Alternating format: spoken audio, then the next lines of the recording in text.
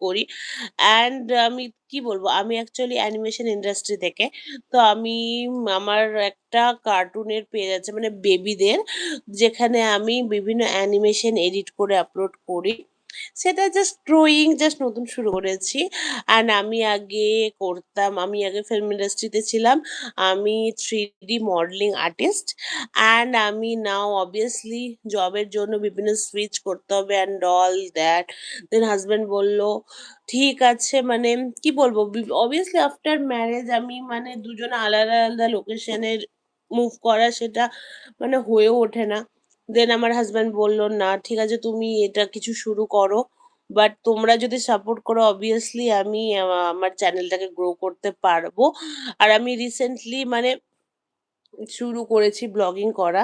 তো আমি ডেইলি ব্লগটা করছিলাম ফার্স্ট এ, বাট ডেইলি ব্লগে ওরকম কোনো রেসপন্স পাচ্ছিলাম না। দ্যাটস ওয়াই আমি